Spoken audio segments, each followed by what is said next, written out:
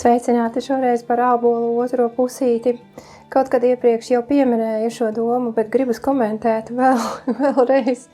Kas ir šī otra ābola pusīte, vai otra mana pusīte, vai otra tava pusīte?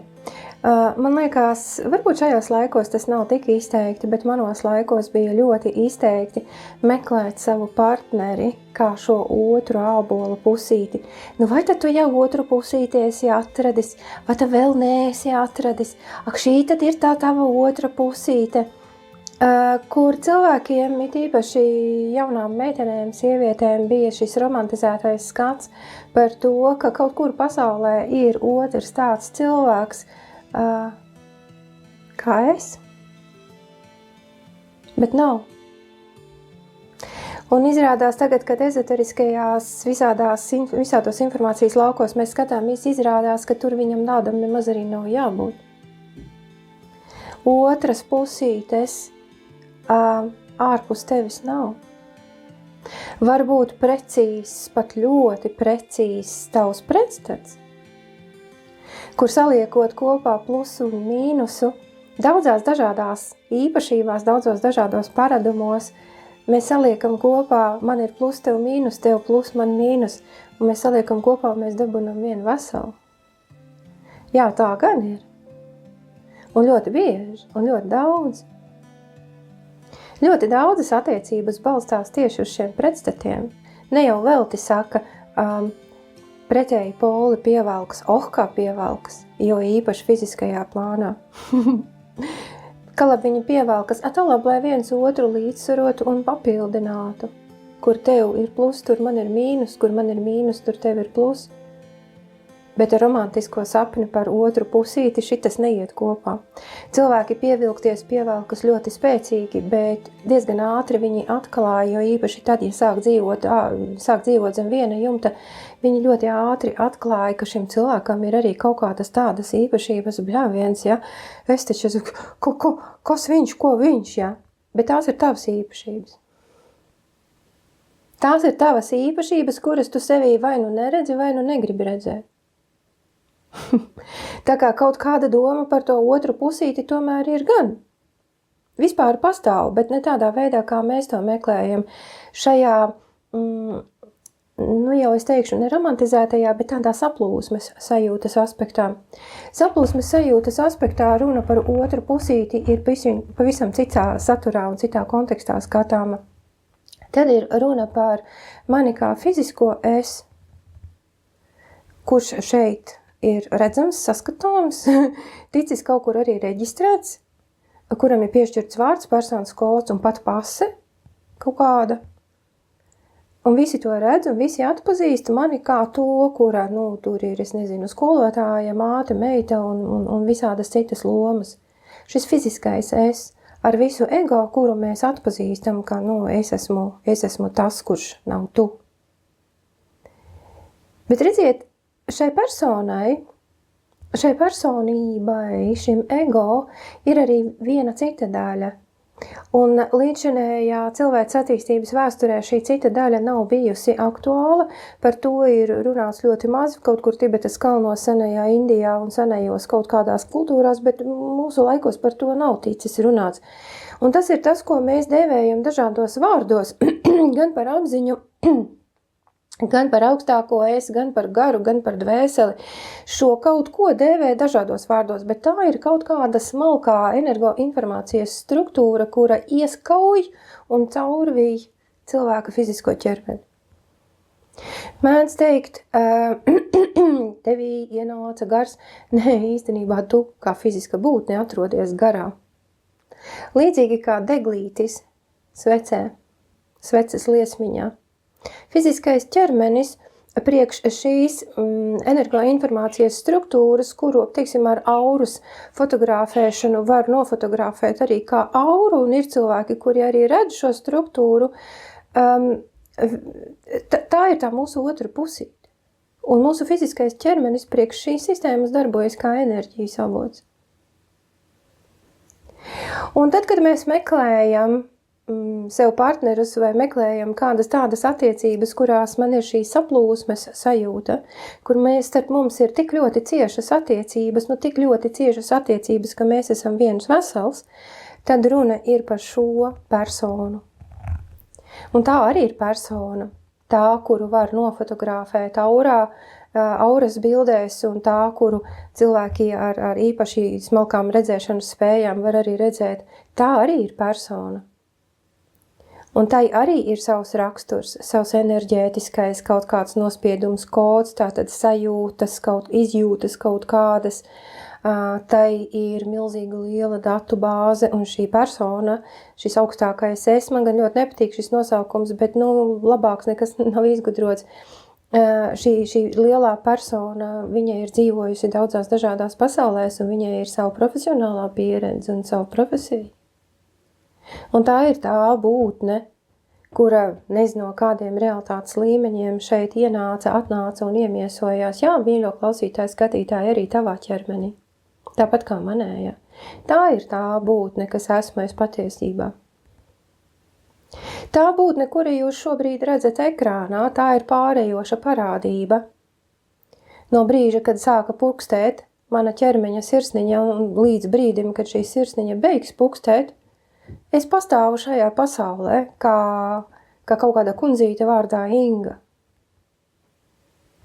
Bet tad, kad sirsniņa beigs pukstēt, šis stāsts beigsies.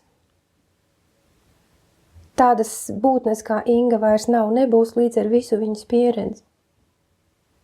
Viņas pieredze pārplūdīs, saplūdīs, tiks ierakstīta, savienota ar šo energoinformācijas struktūru. Varbūt nākamajā iemiesojumā man briesmīgi vajadzēs atcerēties, ko šī Inga te kaut ko darīja. Redz, viņa te iztaisījās pauriku, tad varēs to atcerēties. Bet pati Inga vairs nekad nebūs ar tādu pieredzi. Tāpat arī kā tu, mīļo klausītāji. Tev taču arī ir kāds vārds, personas kods un arī kaut kāda ID karte vai pase, vai ne? Un arī tevi pazīst kā kādu meitu, brāli, es nezinu, dēlu, tev pašam noteikti ir bērni, un tu esi viņiem vecāks. Un tā ir pārējoša parādība, kurai ir piesaistīta tikai un vienīgi fiziskajam ķermenim. Ir fiziskais ķermenis, ir kaut kāds, teiksim, tētis Uldis. Nav fiziskā ķermeņa, un tēta Ulda arī vairs nav. Ir bērni, kuri viņu atceras, bet vairāk nekā nav. Un arī viņi tikai viņu atceras kādu brīdi. Jo viņi paši kļūst par tētiem saviem bērniem, un viņiem ir daudz svarīgākas lietas nekā atcerēties kaut kādu tēti Uldi, kurš te kadreiz kaut ko darīja un skraidīja apkārt un mīlēja manu mammu. Vai ne? Padomājiet par to, mīļie. Tas, ko mēs redzam spogulī, un tas, kas ir kaut kur iereģistrēts kaut kādos reģistros, tas nav tas, kas šeit ir atnācis, iemiesojies tavā arī mīļo skatītāju klausītāju ķermenī, un kuram šeit ir kaut kādi plāni, idejas un vajadzības, kurš kaut ko gribēja darīt. Tas nav viens un tas pats.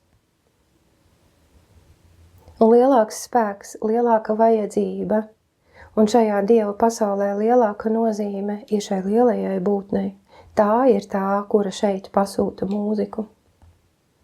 Tā ir tā, kura šeit kaut ko grib, un caur tavu fizisko ķermeni un caur tavu ego, tāpat kā manējā lielā persona caur manu ego, mēģina dabūt cauri kaut kādas lietas, tik tālu, cik tālu mēs šo savu lielo būtni sevī jūtam un dzirdam, ļaujot šai lielajai būtnei caur mani mazo realizēties, dot man kaut kādu informāciju. Mani cilvēki, mēs jau, protams,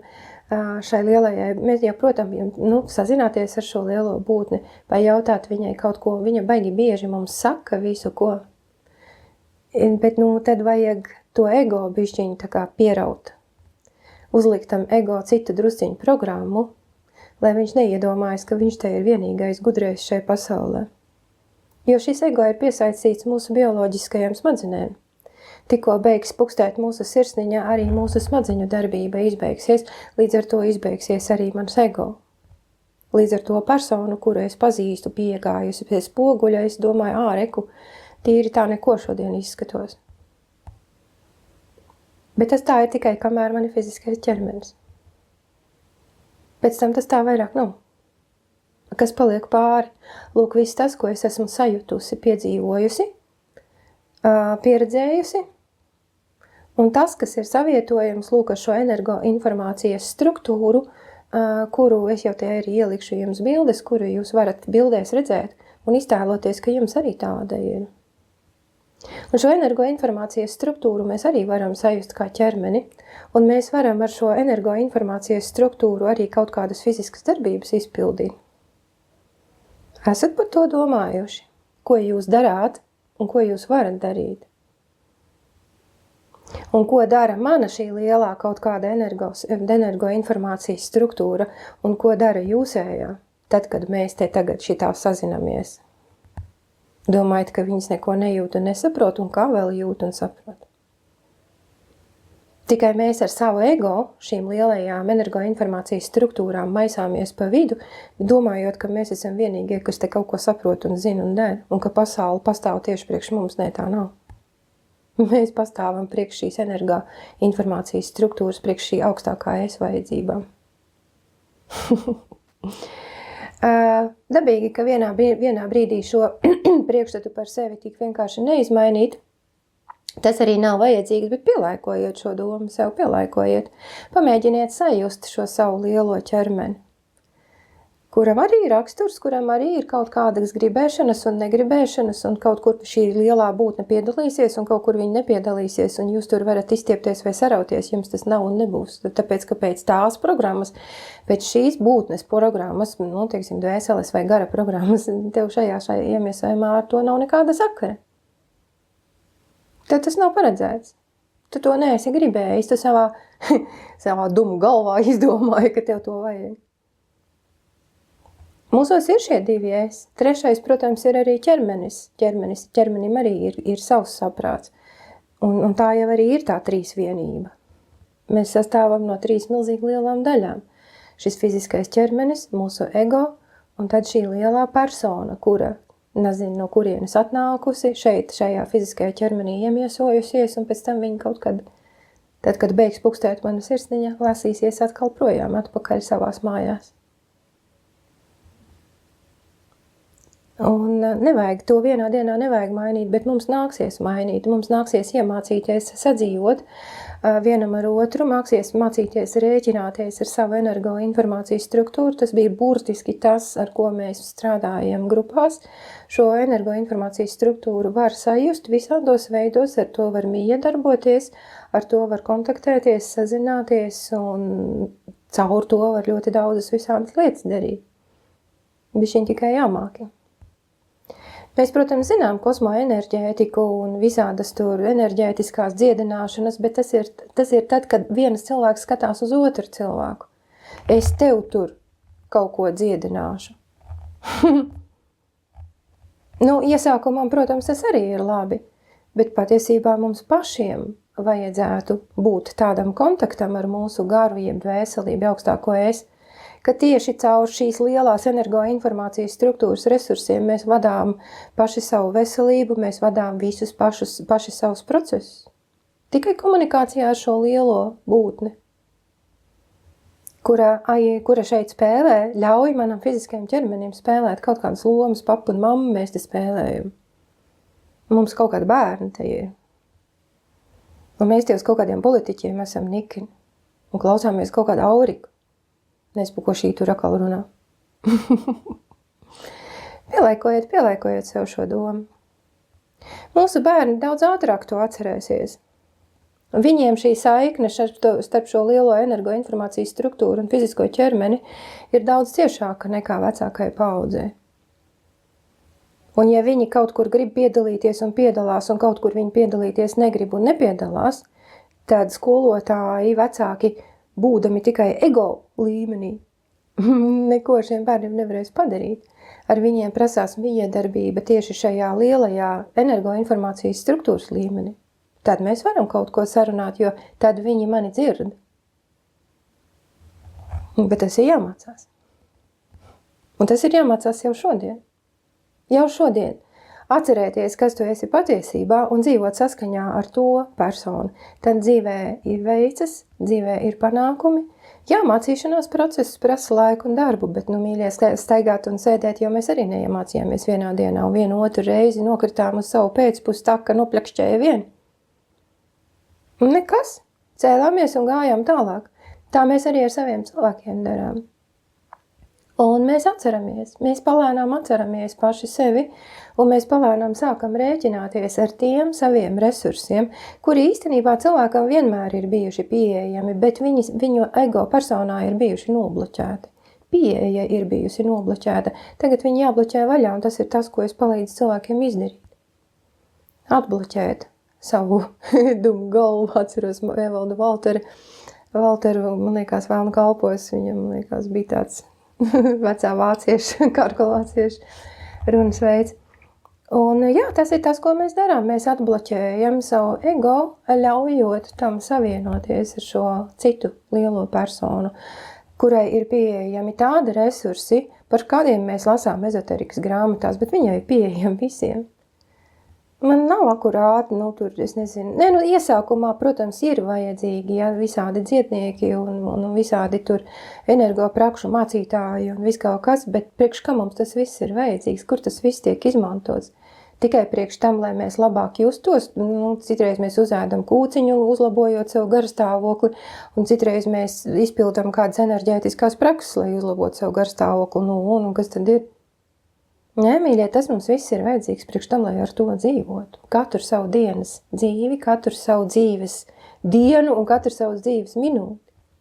Lai dzīvotu kā tā persona, kura šeit spēlē kaut kādas lomas un kura ar jums komunicē